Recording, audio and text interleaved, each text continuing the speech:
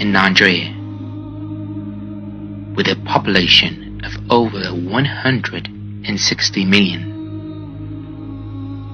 40 million are healthy carriers of the sickle cell gene, and over 150,000 babies are born into this unforeseen journey to become fighters, soldiers, warriors.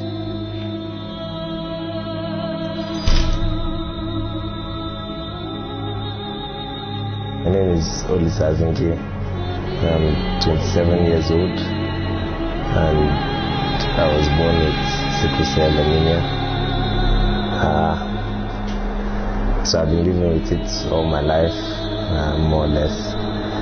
And the challenges you face are basically everyday challenges. I mean, from a young age you discover that you can't go out and play football with your friends under the rain and come back home like everybody else, because there are going to be consequences and you have to pay the price, or maybe going to a hospital. You can't stress yourself as much as the next man. When you discover all this at a young age, I think you have to learn to, you have to make a choice at a very, very young age. You have to understand who you are and you have to understand you're different. But then again, being different is not always a bad thing. So you have to learn to understand yourself more and know that your limitations might be a weakness to one man, but you have to see it as your own strength. You have to convince yourself that that subconscious block that these limitations are greater than me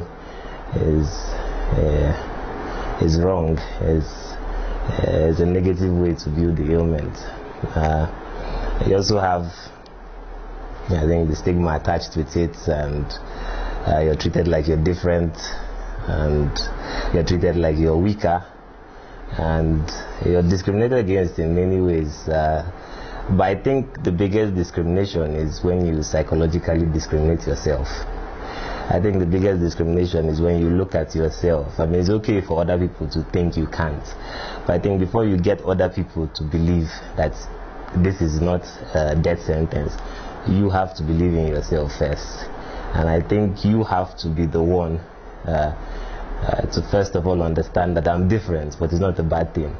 You know, my hope is as high as the next man. My expectations are high as the next man.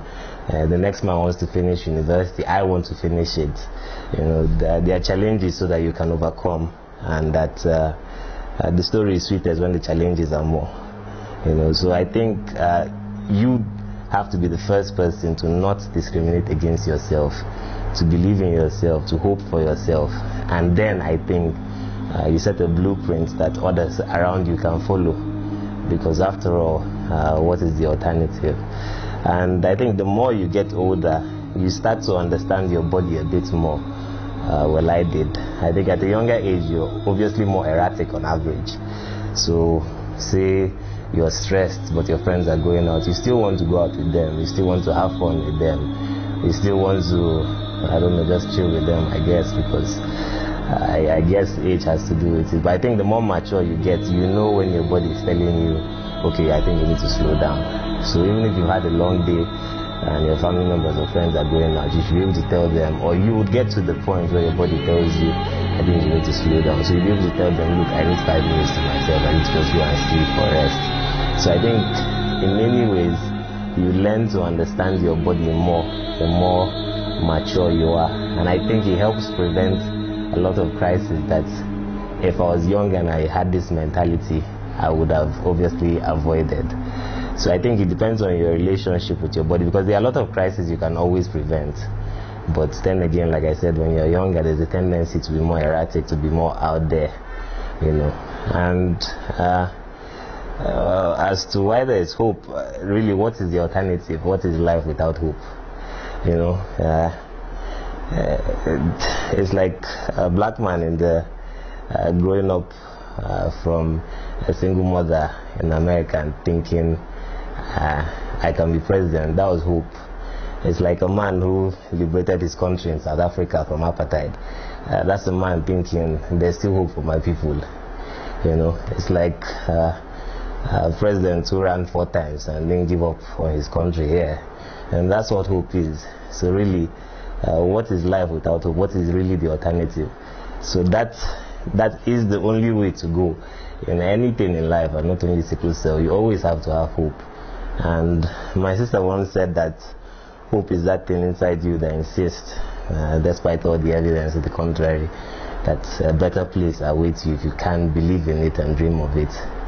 And that's the truth. I believe that in every sense of the word, because despite all the criticism, skepticism, cynicism, whatever challenges you're met with out there, you're not good as the next person, you have to believe in yourself and have that hope that I can prove them wrong, you know. But this belief is born out of hope for a better life, hope for a better tomorrow, hope that my future is as bright as the next man, hope that I can climb to be whatever I want to be, hope that I can live as long as someone who might be AA or AS, you know, hope that people can trust me to always be there for them and my body will not disappoint. It starts with hope, because I think a large part of this ailment is psychological. When you give up mentally, physically you follow. So when you have a tough skin and you know that no matter what, I'm going to take it on board. And I think Chinua Achebe once said that the dream of the weeping child is the hope for a better tomorrow. So that's the hope we live with every day. And even when you're down and you're low and you're in hospital, or you might be going through another crisis, whatever situation, you have to wake up believing that tomorrow will be better than today. And eventually it will be better than today. It always will be. Thank you. Mazingi, I'm 28 years old and I'm a software engineer. I've been living with sickle cell, for the past 28 years old, although my parents discovered I had sickle cell when I was 4 years old, right after my elder sister, who at that time was 6 years old, had a stroke. I think the major challenges I face with sickle cell is not only the pain, but I think mostly the fear of uncertainty, not knowing what's to come, not knowing when the next crisis is going to occur, or how would I put it, or if you're going to be alive, especially when you lose a lot of friends on a yearly basis or monthly basis, basically. Another challenge I face with sickle cell, or like say discrimination, is like I'm sure others have said, is this discrimination. People view you as someone who is a weakling, someone who is not strong enough, basically fragile. And that because of that, they treat you differently. They expect very low they expect very little of you. So yeah, that's it. But I think the biggest challenge a person with sickle cell faces is the emotional emotional challenges, because majority of times you tend to overthink things, and you tend to try to, I don't know what the word is, but to try to, I don't know how to explain it, but to simplify it, it's simply every day of your life you stress about wanting to know how things are going to turn out in your life, if you're going to be alive longer, if you're going to be able to see your children, or even have kids, or see your children's children. There are certain phases of each of our of life that you're always scared that you will never meet, or you would never live to see. And I think for me, those are the parts that affect me the most when it comes to sickle cell. Also, the crisis as well can be really bad, especially when you're in hospital and you're in so much pain. Another challenge that persons with sickle cell face is the stigma from doctors as well. People always, especially medical physicians, they always tell you that you're taking too much painkiller, maybe you're an addict, so you kind of face different challenges in society, job discrimination, even your colleagues sort of, it's not, I wouldn't say discriminate against you, but there's a stereotype where they try not to stress you so much because they feel you will break down. So they have good intentions, but at the same time it comes across as you're very fragile, and it can rub off in the wrong way. I protect myself from a crisis by trying to stay hydrated, by keeping up with my folic acid and my daily medication.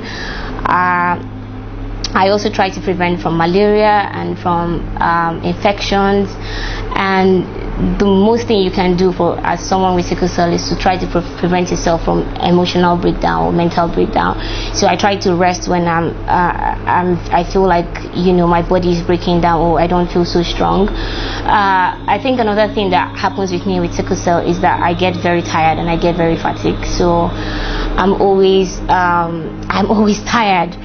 And so that way I try to rest as much as possible. The downside of it is you don't know how quickly you can become an introvert because you don't want to go out so much, you don't want to stress yourself so much. So that way you tend to obviously stay on your own or stay, just be indoors because you're scared of going out and doing something that would trigger a crisis. I think a lot of people who have sickle cell are introverted, and I'm not saying it's a good thing, but a lot of them do it as a means of protecting themselves from a future crisis.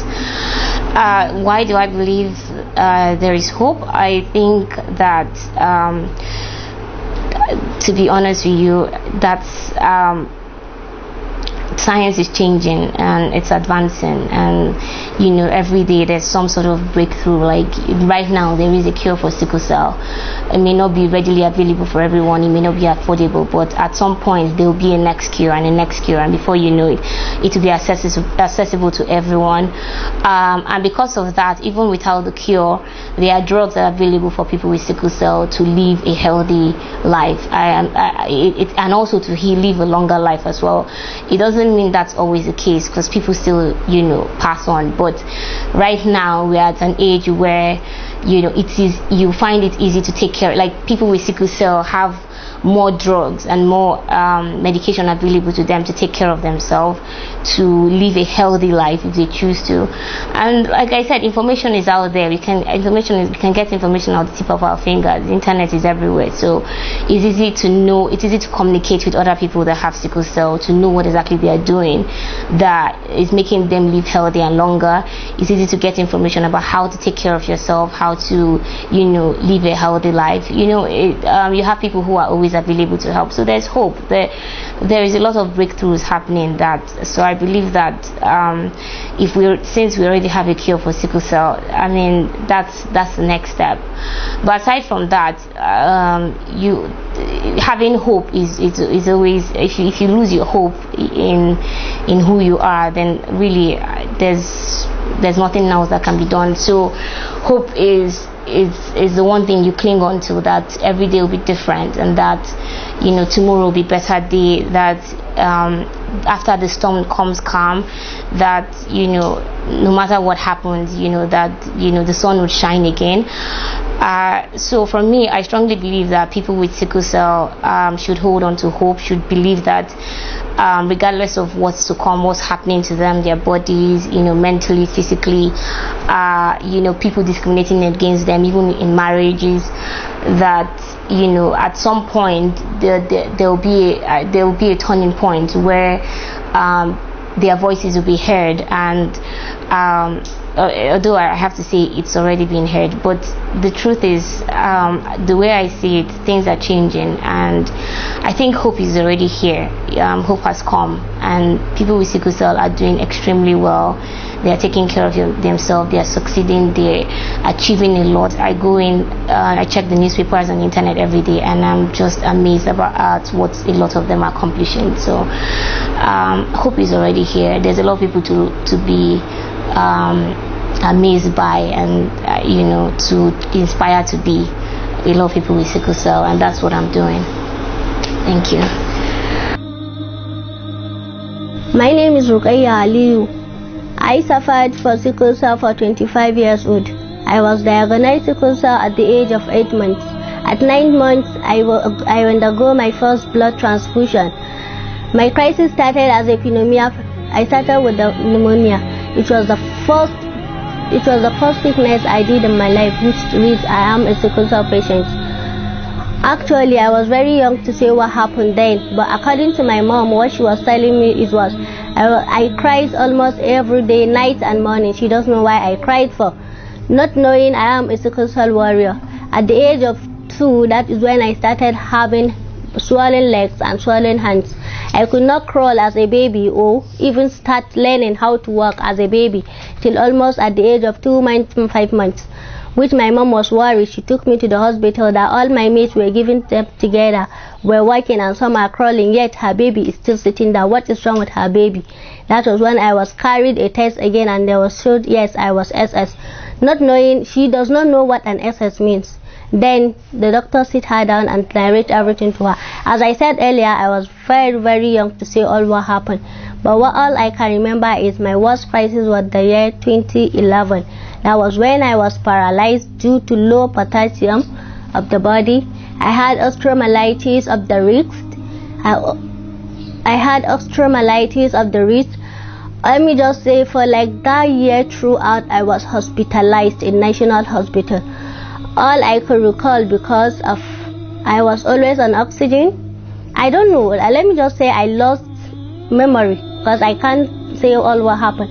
All I know, I'm always in the hospital. Only my friends and let me say my friends are doctors. I don't know anybody apart from my mom and dad, and I can't say all what happened. But I know I was sick for more than a year and I was hospitalized. Hey everyone, my name is Nwabunike Nzube. I've been living with sickle cell anemia all my life. That's like 31 years. I am a trained mechanical engineer, but I work for myself as a travel consultant.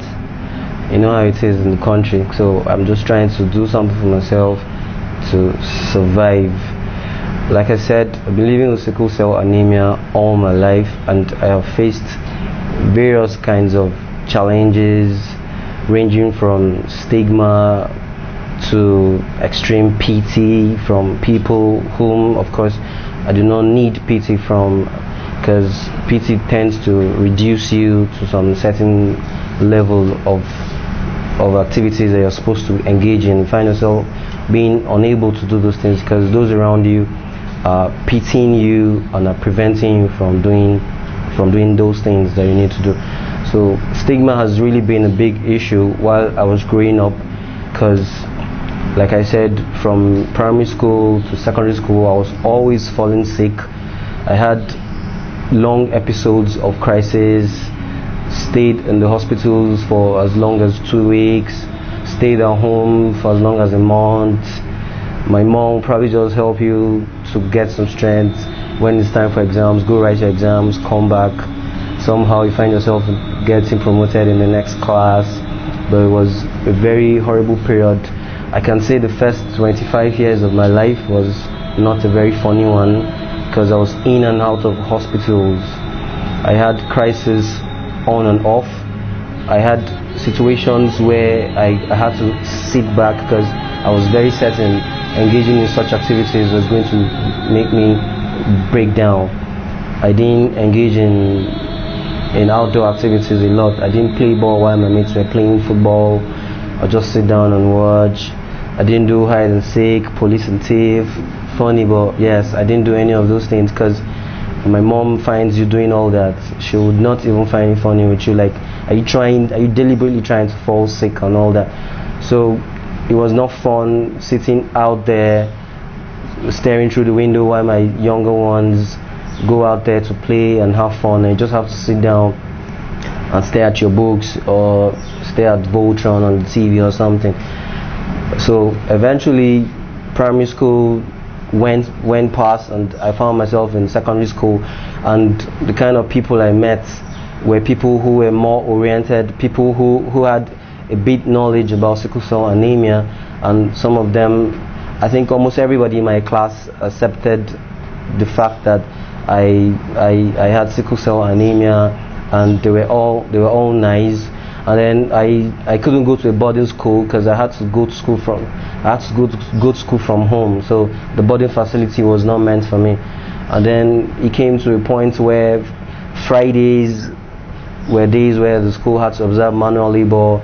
I just had to fit in and do the labor because I don't know, I just had this thing about me. I don't like it when people pity me. I don't like it when people say, sit back, you can't do this, sit back, you can't do that. It throws me off.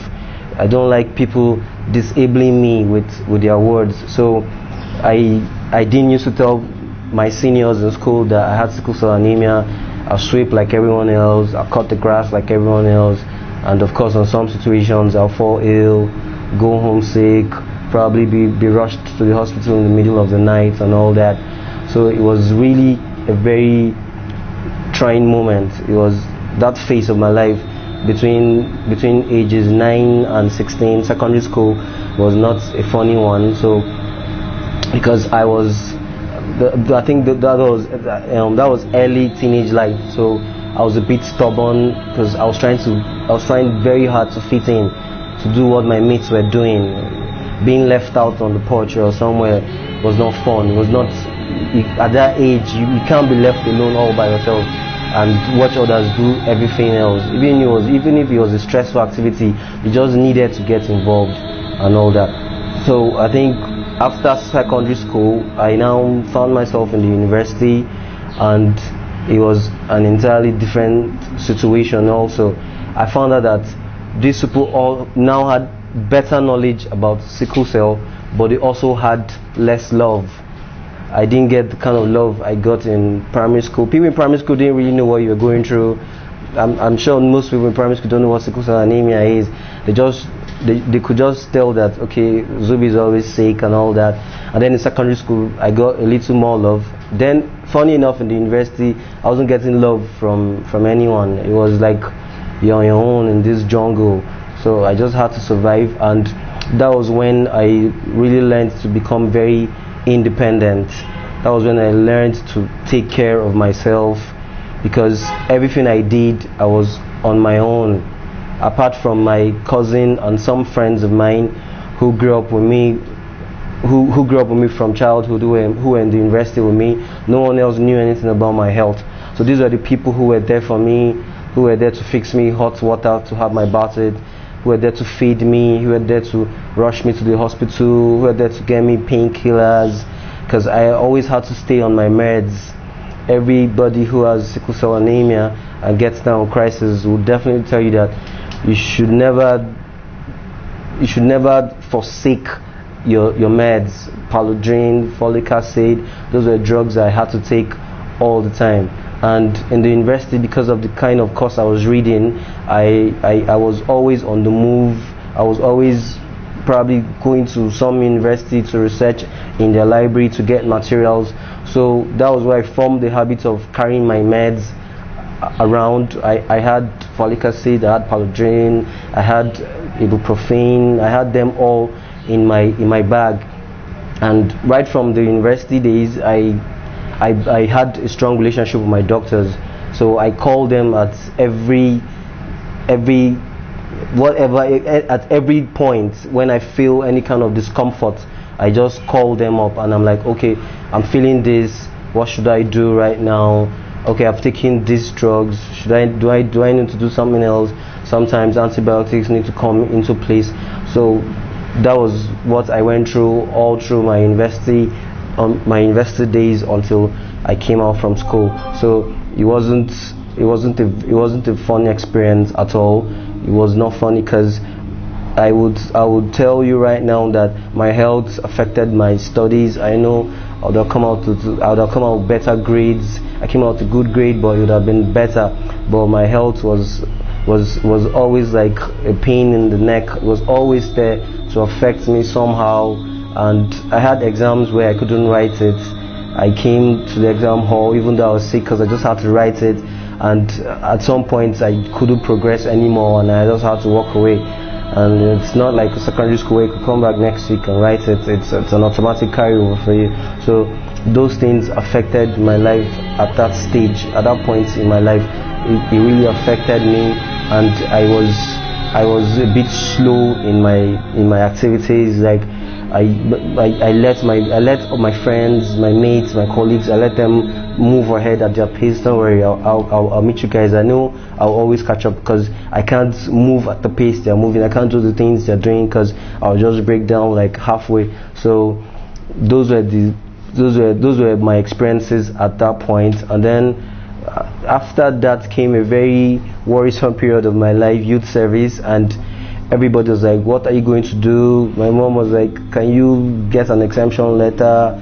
Do I need to come to camp with you? Do you need to have a resident doctor and all that? We were also very worried, but God willing, the 3 weeks came and passed, and I didn't have crisis. Yes, I didn't have crisis, and it's not because I'm the healthiest sickle cell patient around. It's probably because I took it easy for the whole activity in camp, and I stayed faithful to my food and my meds. Because basically, as a sickle cell patient, you need to stay faithful to your food and to your drugs, and you also need to be wary of your environment. You need to have a clean environment so as not to be exposed to malaria. You don't need mosquitoes flying around, because malaria triggers a crisis. Then you begin to treat malaria before you begin to get better. All the times I've had crisis, that I just went ahead with my folic acid and painkillers, no matter the dosage that I take. Even times when I was so stubborn and I had to abuse those drugs because I needed to get well real fast, it won't happen. It won't happen until you go back to treat malaria. So you need to feed well, stay on your drugs, stay away from mosquitoes so you don't fall down with malaria, and then you need to also avoid extreme weather conditions. When it is extremely hot, it's not nice, and when it's extremely cold, it's also not nice. So you need to keep yourself warm, not hot or cold. You just need to keep yourself warm. Observe the environment. Make sure you have your cardigan handy when it's cold, and even when it seems like it's hot, you need to be careful the way you expose yourself, because those are things I learned growing up. I don't just yank off my shirt because it's hot and expose myself, and I'm like, turn on the fan, and then you let the fan hit you for like an hour. If you sleep off, when you wake up, you're waking up with a crisis. That is how unfortunate it is. So I just learned over time that I need to be careful the way I expose myself. When I feel I am hot, then I also need to be careful the way I cover myself when I feel I am cold. Those are things that nobody teaches you. I didn't read them in a book. Those are things that have happened to me over and over, and then over time I was able to learn to adapt. So basically, talking about stigma, people up till today have always raised eyebrows when you tell them this is what you have. Fortunately for me, I am one of those who do not look like I have sickle cell anemia. Yes, I know I'm one of those people. So people do not tend to believe it when I tell them. But when they get close to you, and then they are very sure you have it, because maybe they've been with you when you had a crisis, or they see your meds, or they see you receive a call or place a call to your doctor, they are now very sure, and then they begin to look at you very differently. These are people who would want you to go hiking with them. These are people who want you to do certain things with them, and the moment they find out, they begin to look at you with this pity that is so irritating. It's written all over their face. That's for those who are a bit sensitive. The rest will just bring on the whole stigma game, and they won't want to get you involved. They just want to push you away, like he's sick, he's not strong, he can't do this, he can't do that. So it's very painful, and it limits you. If you're not strong in here, it tends to bring you down. But if you're strong in here, you're able to survive it. You're able to let them know, yes, I was born with this. It's something I inherited from my parents, but I'm doing well. I'm managing myself very well, and I would love it if you give me equal opportunity with the guy next door. So it's actually very, very painful, and I've tried to preach about this in the past, and I'm still preaching about it, letting people know that stigma is something that we should do away with. We should really do away with stigma. I got involved with the foundation, Sickle Cell Aid Foundation, SCAF, and I am actually a volunteer with the foundation. And being a volunteer means I'm able to come around to help those people who are worse than I am. So whatever it is I can do, I try to do to help. Try to get involved in campaigns. Try to let people know that you should know your genotype.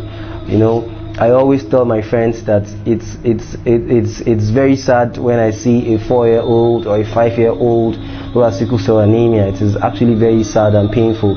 These are things that we should not find anymore around us. We shouldn't find anybody who's less than 10 years that has sickle cell anemia.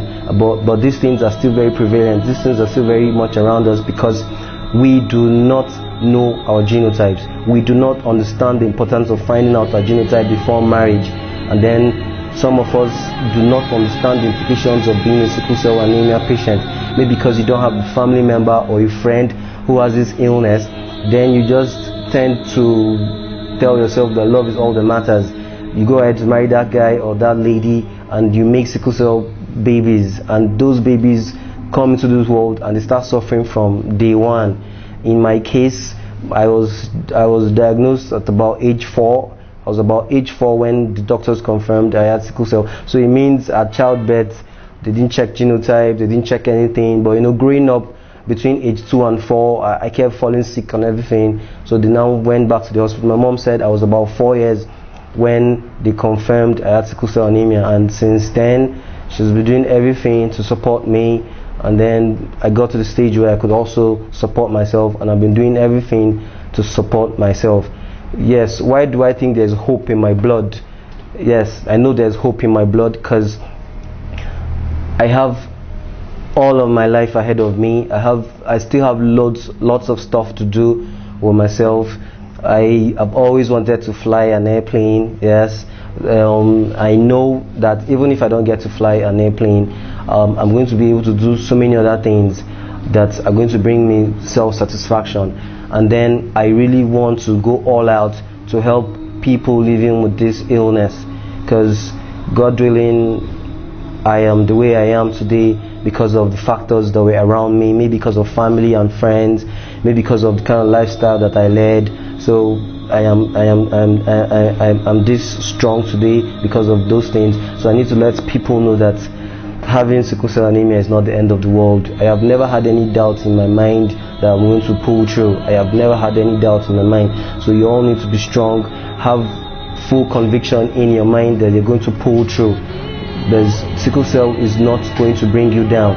It's a daily battle. It's something that we go through every day. You wake up every day. You have this at the back of your mind that you need to be careful with this. You need to be careful with that, because there are certain things that you cannot do. The moment you do it, you begin to take precautionary measures. You probably just need to go back and sleep it off and try to get some strength. You probably need to take some meds to even prevent anything. The moment I feel slight pain somewhere around my ribs, my doctors have asked me not to just jump onto the painkillers, but I can just take paracetamol to just help me stay firm, feed well, and just sleep. And when I wake up, I'm feeling better. I don't need to wait for me to break down when it gets so bad where I probably cannot walk, because growing up while I had crisis, it was that bad I couldn't walk. If I had crisis, I was in bed for a week or 2 weeks, and even to use the toilet, they had to carry me from the room to the toilet. I couldn't stand by myself. When I got as old as 15, 16, 17, I could probably just stretch myself, stand, hold the chairs, hold the tables, try to just limp to the door. Maybe I'm alone and someone is at the door, because you need to get the door. So it was not fake. It was real. It was there. You could see it. It was bringing you down. So it was a decision you had to take.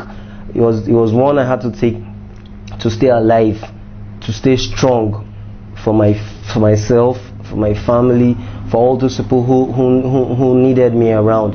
And today I am very proud of where I am. I'm very grateful to family and friends for what they've helped me achieve, because I wouldn't have done it alone. I wouldn't have done it without them. And today, even though I am old enough to know that I'm supposed to do this and avoid that, I try very hard to make sure I live right, because I'm at the point in my life where if you fall sick, I'm sure everybody's going to blame me, like, but you know what's up, you shouldn't have done this, you shouldn't have done that, you know. And being a juvenile when I was younger, you know, there are certain things that you must just do. You just have to find yourself hanging out till late at night when you're not supposed to be out there, and you're just feeling good with yourself, and by the time you get home the next day you can't come out, you're having a crisis, and your friends are like, we're all together last night, what's up, and some of them know about your health, some of them do not know about your health, and you might not want to tell them depending on how close you are. But today, a good number of those around me do not know about my health, because I had to fight that stigma thing my way by not telling them this is what I'm going through, this is what I was born with, because I just needed them to see me like they see everyone else. It's very painful if they tell you, sorry, you can't do this, sorry, we can't let you do this. It's very painful. You just go and sit down somewhere and feel bad about it. But today I'm grateful for what I have done, for what I can do, and I know there's hope in my blood. I know there's a future for me. I know there's a tomorrow for me. I know there's a wife for me. I know there's a family for me. I know there are kids for me. I know there are projects to be done for myself, for my family, for the community. I know I have lots and lots of stuff to offer, so I do not want anything that's going to bring me down, and I'm going to strive to stay strong, and I'm going to strive to be able to help those around me and to be able to impact on lives. And that is what the foundation I belong to as a volunteer, SCAF, has helped me achieve and realize.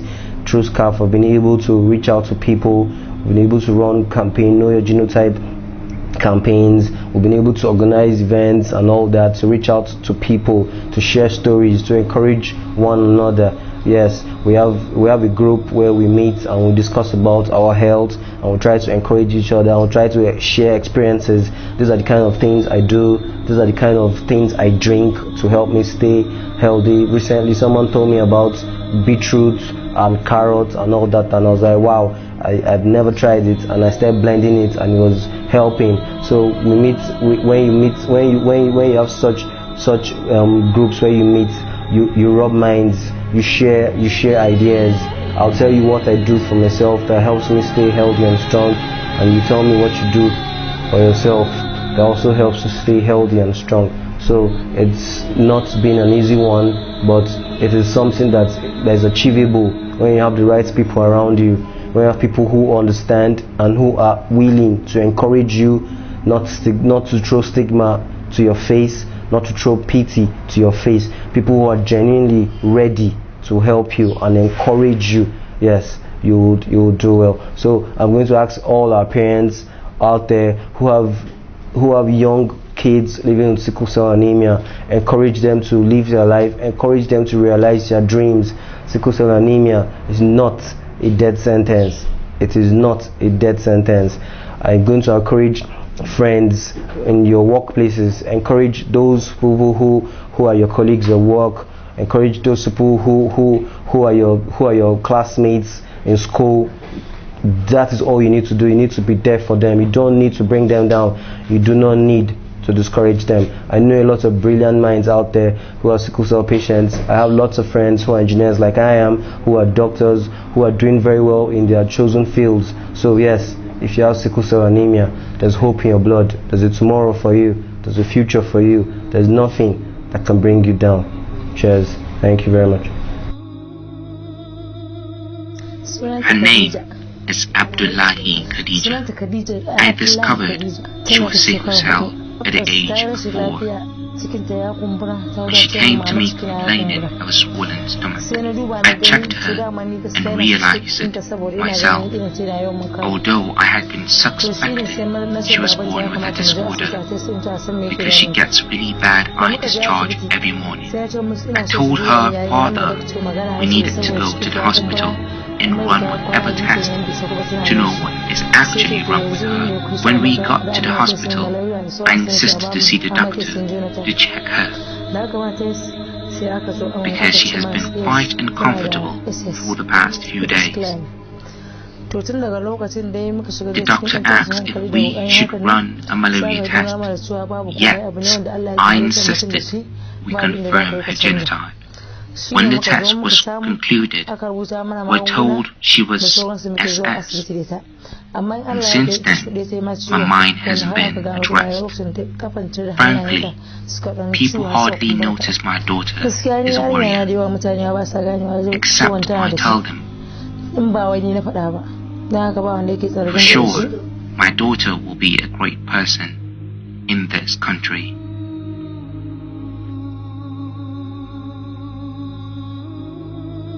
My name is Dr. Kanayo Wanko. I'm the president of Sickle Cell Aid Foundation Abuja. Basically, I'll be talking about sickle cell disorder. Sickle cell is a genetic disorder gotten from two heterozygous carriers.